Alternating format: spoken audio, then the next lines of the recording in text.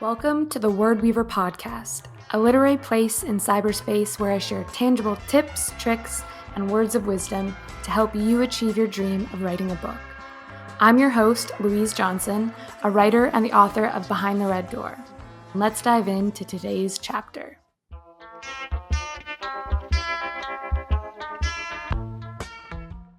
Welcome back to the Word Weaver podcast. I'm your host, Louise Claire Johnson, and today we have Anna Julia Stainsby, a Honduran-Canadian writer from Toronto. Her first novel, The AFTERPAINS, a multi-POV portrait of motherhood, grief, identity, and belonging, was longlisted for the Toronto Book Award. Anna is also a creative brand consultant, helping brands build out editorial and sales strategies, create branded copy, and write website and newsletter content that's fun to read. She also puts out a monthly newsletter called the Neophyte Newsletter and is currently at work on her sophomore novel.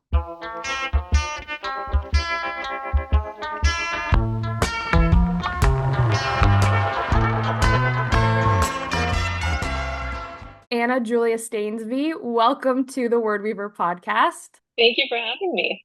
I'm really excited to talk to you. First of all, happy belated birthday, I think. Thank you. Yes. Yeah. It was last week. How'd you celebrate? I did karaoke over the weekend with friends. It was great. The only way to that's so fun. Well, I'm really excited to talk with you today because I love The AFTERPAINS, full fangirl, and I read your debut novel actually right before I became a mother, and then I love that now I'm interviewing you since becoming a mother. And one of the biggest themes that you write about among identity, belonging, grief, really is about the different facets of the maternal experience.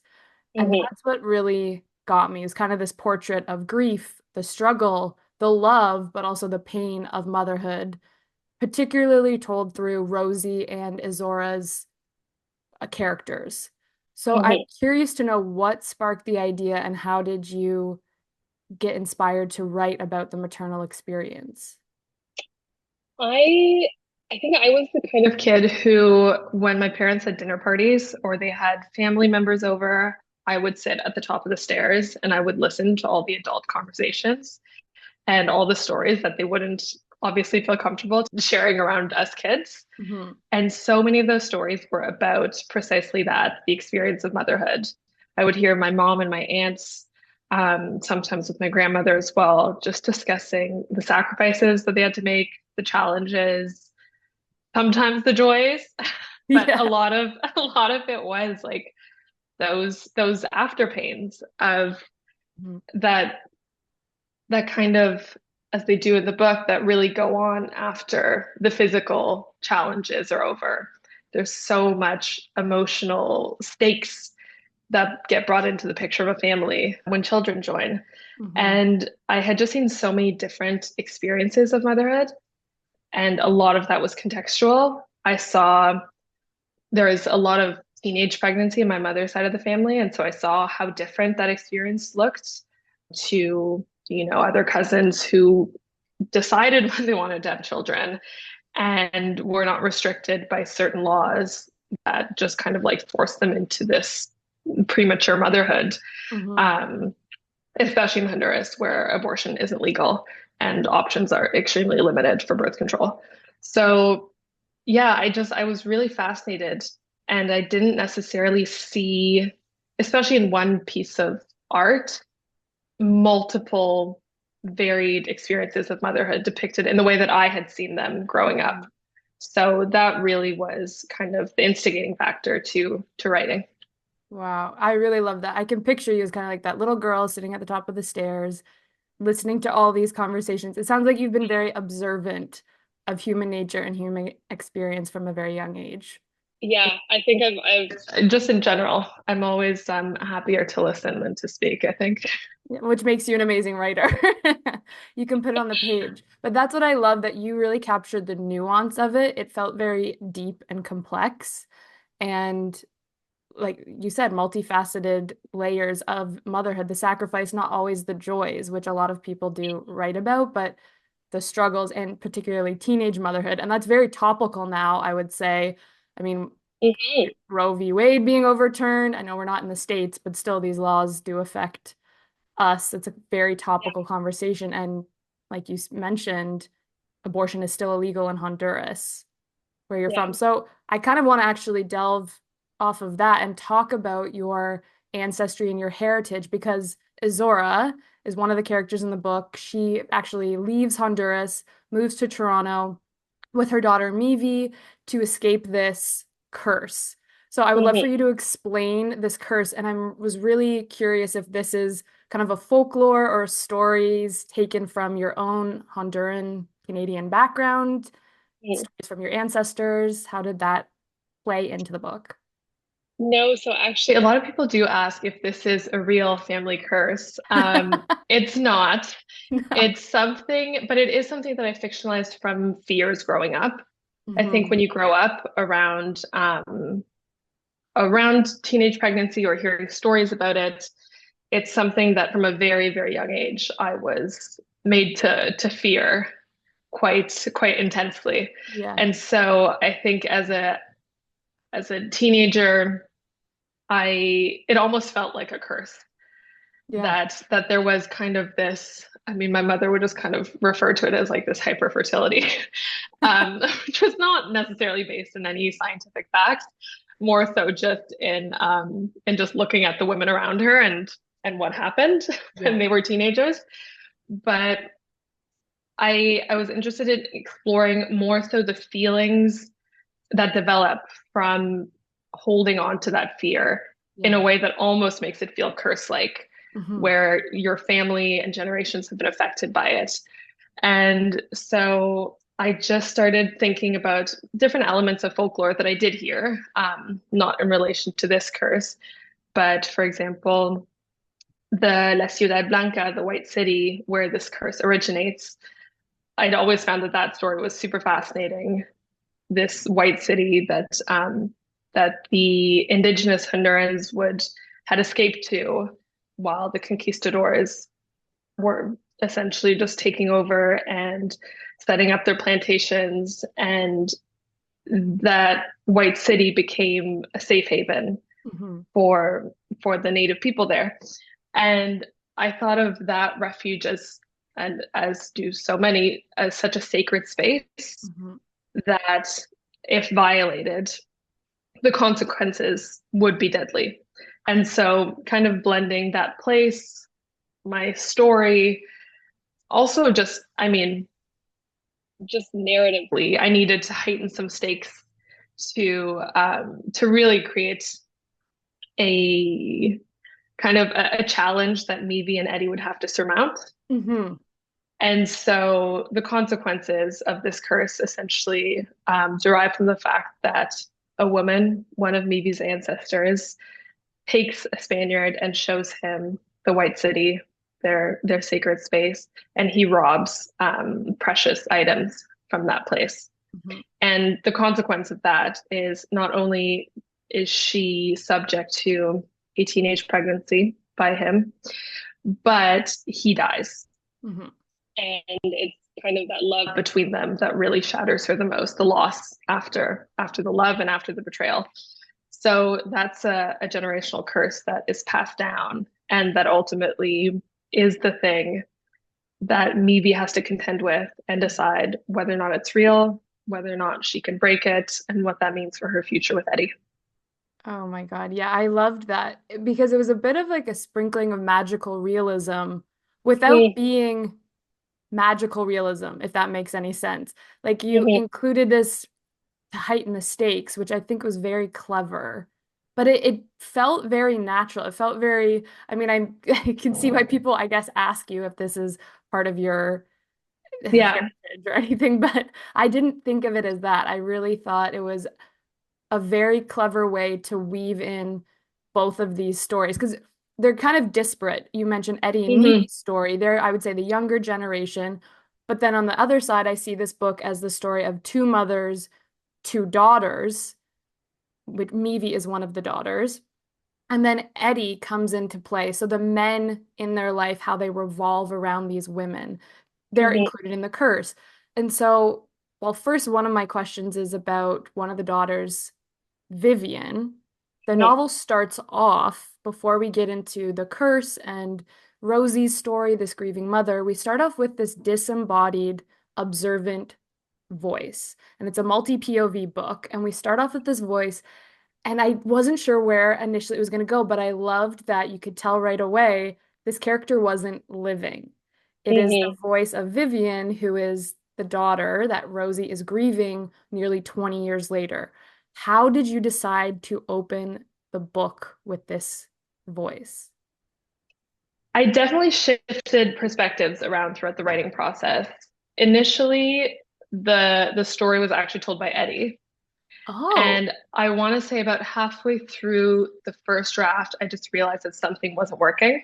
mhm, And that's sort of when I shifted away. And my initial reason to look at things through Vivian's eyes were really just to have more access to all the characters. At that point, I think when I started, I was also interested in what happens to kind of the child that's left behind, mhm. the child who has to fill those incredibly big shoes of the dead first child. And thinking about that, I became a lot more curious about what Rosie's perspective would have been Mhm. and what would a child who had passed, if they still had access to their family, what would their perspective be? Kind of watching that really just as an observer, not Mhm. necessarily feeling, Yep. but just observing. And I found that, yeah, not only did that give me a lot more access and a lot more freedom to write and go in and out of my characters' minds, Mhm. but it just felt like as a reader a great entry point to tie these two families together, really, because she does also, go into Meavy's family as well. Yes. Without giving too much away, I mean, Vivian, this character, is the sister of Eddie, who is a Mhm. big character. And I find that really interesting that you actually started writing this from his point of view, the male point of view. It's still a Hmm. very strong through thread and story, but the way it, I mean, you when you read a book, you think this is the perfect way Yeah, how it yeah, needed to be told. And I love that it feels like it comes from the female perspective more. absolutely. Yeah, I think just probably at that halfway point, I realized that it was actually much more about mothers and daughters than Yes. it was about. I mean, of course, it still is about the children, Yeah. but it's more about those dynamics that I got to explore. Yes, it's a family story. You get all the perspectives and it's woven so well. So, kind of going on to Eddie and Meavy's storyline, to me it is a coming of age story. They're Mhm. grappling with the questions that we all ask ourselves of what does my future look like? What do I want to do with my life? Where do I Mm. see myself? All of the uncertainty that you feel. I really felt that story very palpably. I was like, yes, this is me. And Yeah. I'm curious to ask you how much of that is not autobiographical, but were those big questions that you were struggling with, or did you always know, I want to be a writer? This is my dream. Did you have more certainty than Eddie and Meavy did? Well, it's funny because I do think I've always known that I wanted to be a writer, that I would be a writer, whether or not it paid me, Yeah. that is something that I think I'll always describe myself as first. But in some ways, like now I'm 28, I'm still trying to figure some stuff out career-wise. I'd love to write full time, but as I'm sure you know, it's tricky to make a living out of So true. books. Yeah, So it is. definitely a lot of that I got to tap into. I got to tap into lived experience. It was really fun to get back into kind of that teenage mindset, but at a remove, almost to, I mean, I felt like also in some way I wanted to write a teenage love story because I felt that a lot of the ones that I read weren't taken too seriously. It was kind of like, okay, is that real love? You guys are just little babies, Yeah. like you don't know what real feelings are, or this, I don't know. There's a lot of like eye rolling, I think, that can happen Yeah. in those coming of age love stories. And I just wanted to take a slightly different approach and just validate, the struggles of identity, wondering where their places, not only in the world, but within their own families. Mhm. and then with each other, friendship or more. It was really fun to play around with that. Yeah, there was a lot of depth to this love story and their relationship. And that's, I think, what maybe hearing you talk about is what I really liked about it is that it didn't feel trite or surface level. It felt you have deep feelings as a teenager. We all grow up and maybe we forget how big they are, but everything is just so visceral and big. And we kind of downplay it the older we get of like, oh, those were just young love, puppy love. But really, there's grappling with big life experiences. You don't change. It's just your perspective that changes. It's still valid and real, and you're living it. So I love exploring that kind of love story too. Mhm. Yeah, Yeah. if anything, it's all heightened. Yeah. So it's all the more just like ripe for ripe to tap into Yeah. for emotions and Of all of these characters and writing about the themes of motherhood, the grief, the coming of age story, what character was the hardest for you to write and what flowed the most naturally?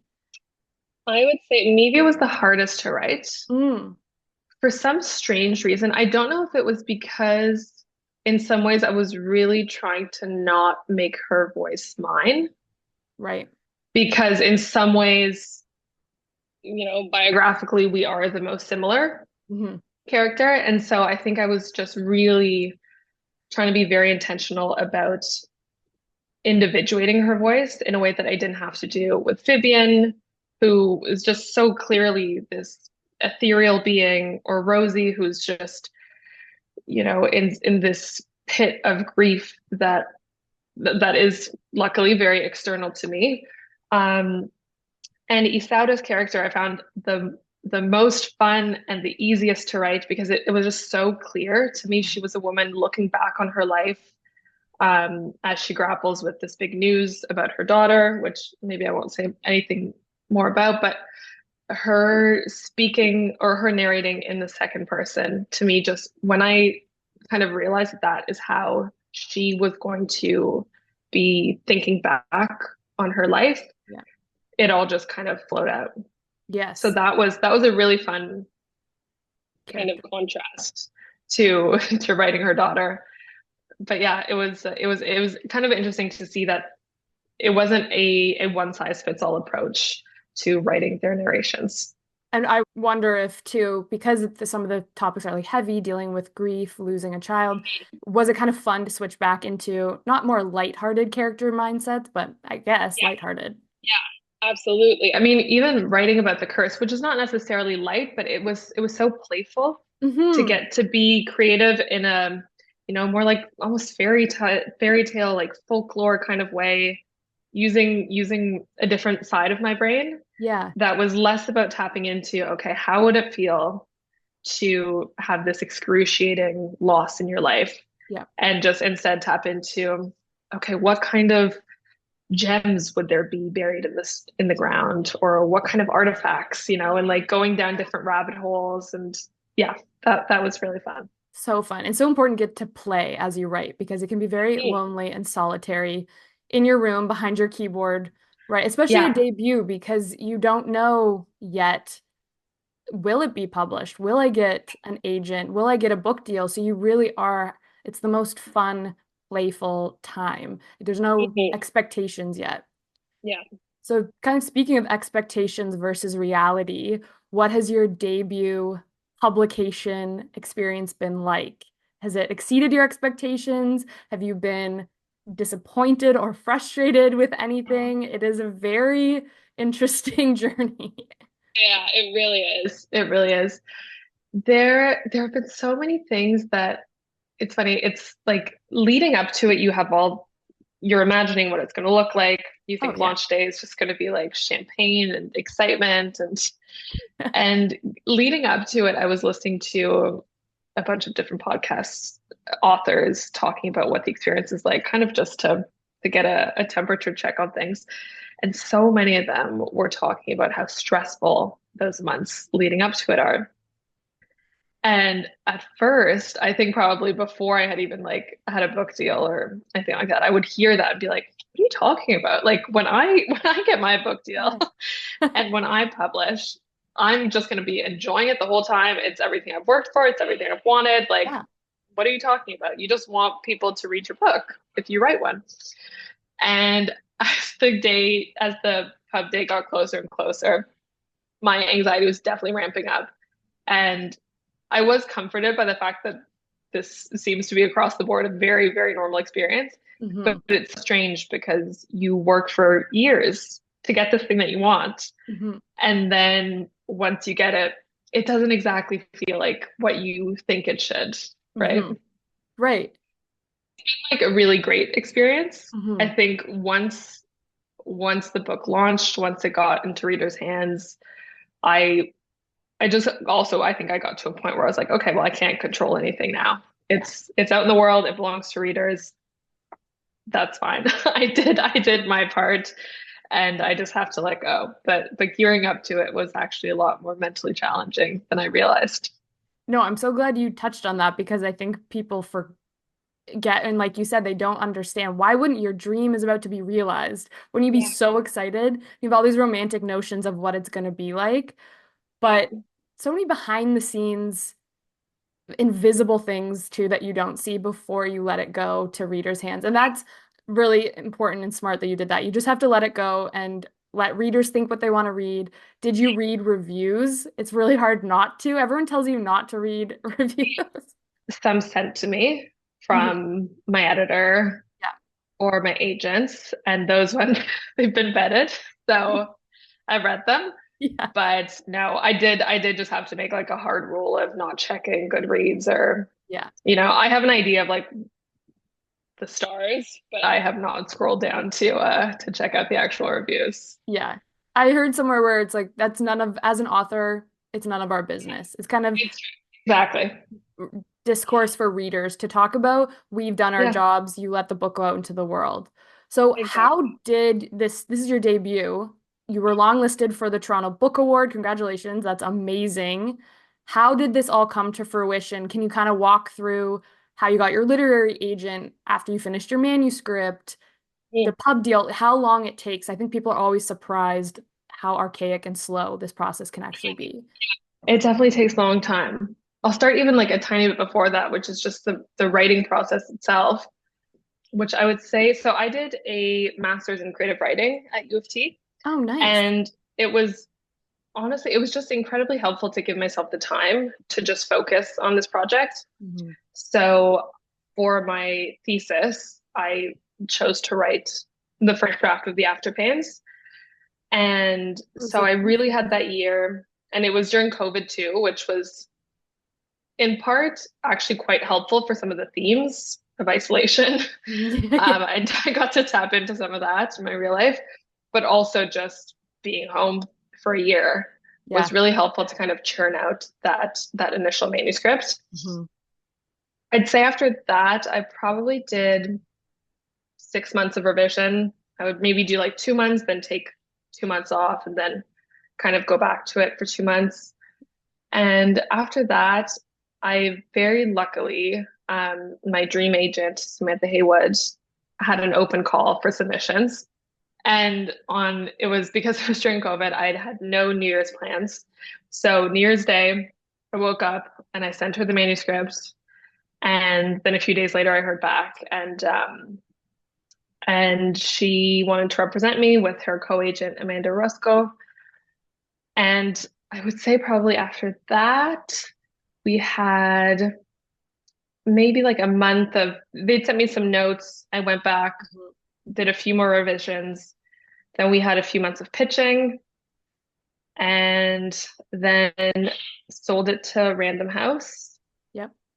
I'd say by that point, that was probably spring 2022. Mhm. And yeah, then essentially it was like a year more of revisions. Yeah.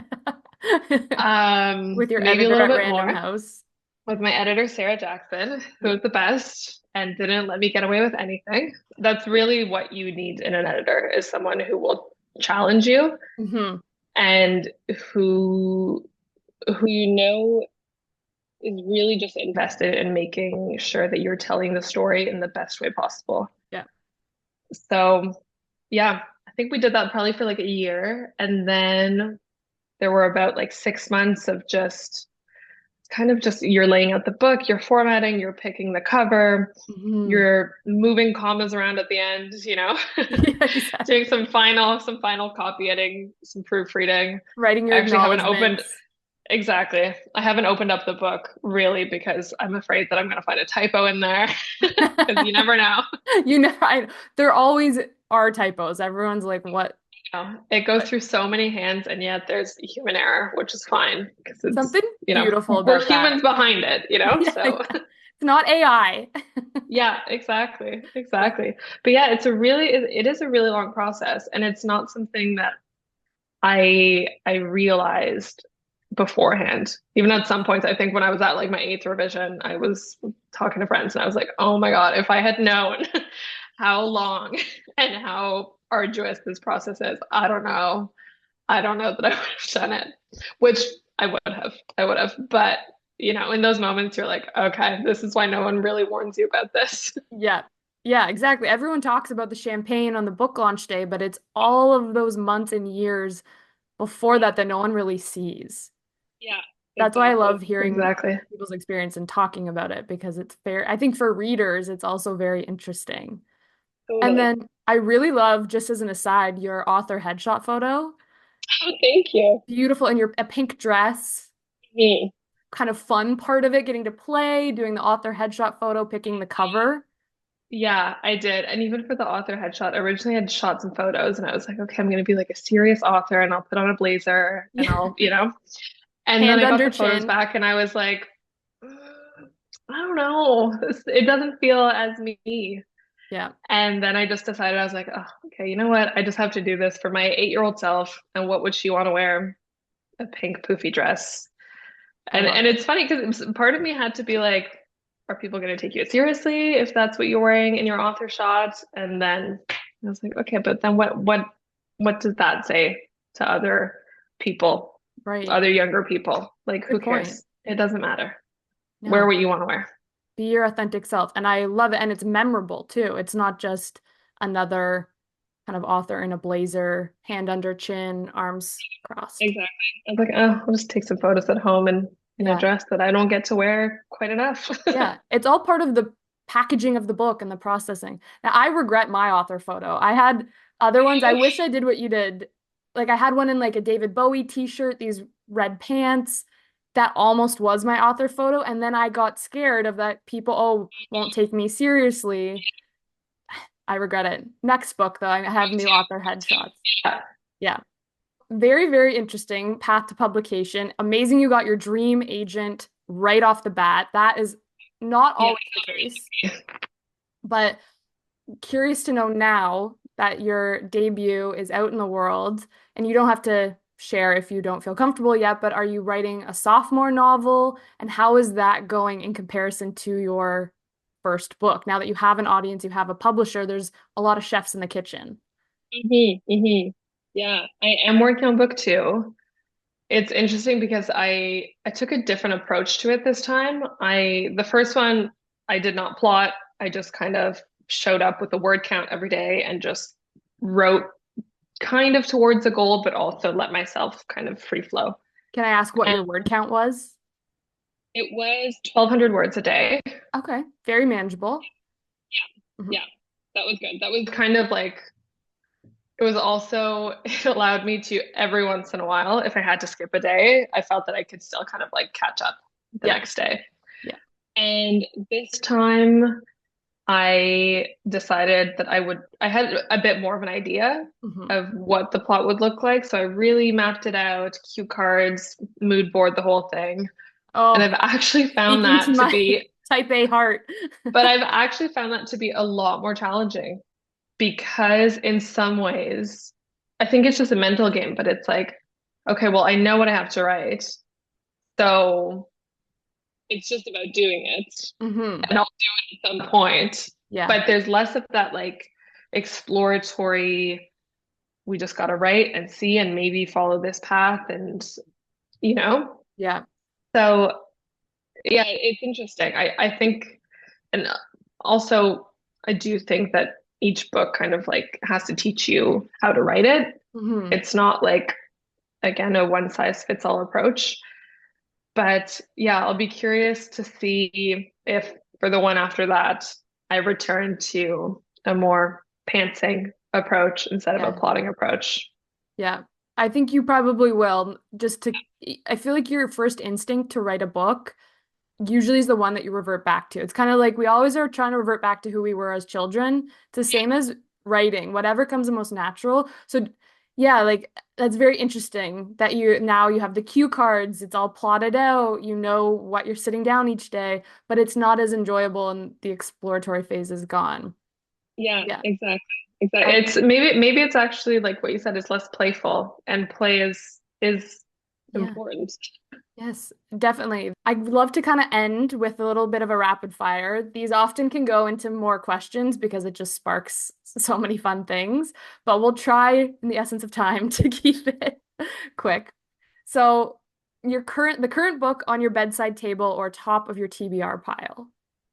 Ooh, it's Scaffolding by Lauren Elkin, I think. Yes, I I just love picked this book up.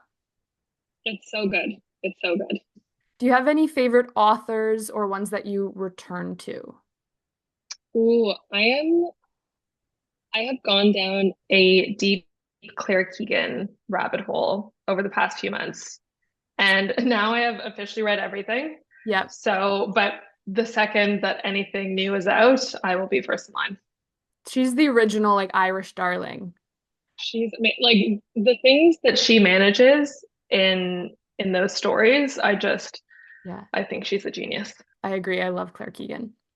Okay. Longhand, Scrivener, Word, or Google Docs? So I did Google Docs for the AFTERPAINS, Yep. and I'm now using Scrivener. I think I actually do prefer Scrivener, even though the writing portion has proven to be different. But I've had some very bad experiences with Word and losing all my work. So that one is a guarantee that I will not be going back to. No, because Scrivener backs up your work when you close out the program and everything. Yeah. And do you in Scrivener have the cue cards and then you write the scene by the digital cue cards? Yeah. Yeah. Which is, again, it was a little bit helpful. I think by the end of working on like a full-size novel in one Google Doc, Yeah. you're just scrolling a lot and it's you can't really move around scenes. Yes. That was frustrating to me. Yes. But Good you know, point. Yeah, that's very true. And then you can have all your research and everything, the character profiles in exactly. there. Yeah. Yeah. Okay. Very good. Do you have any favorite writing stationery, notebooks, or pens that you swear by? Oh, very, very classic Moleskin girl, Yep. Muji pen. Yeah, Oh, I just branched off from Moleskin because I didn't want to spend $30. And I regret it. I regret it. you got to go back. It doesn't bleed Gotta through. go back. Yeah. Yeah, yeah. I'm with you. I'm a moleskin girl, and my whole shelf now is just like the spines of the moleskin. If you get a new one, it doesn't fit with the spines. Exactly. I know. See, and then it just costs you more money because then you spent the $5 on the cheap notebook and then you still Yeah. have to spend the I $30 on the know. real one. It's a curse. I like Louche term as well because they have indexes and page numbers, which Moleskine does not.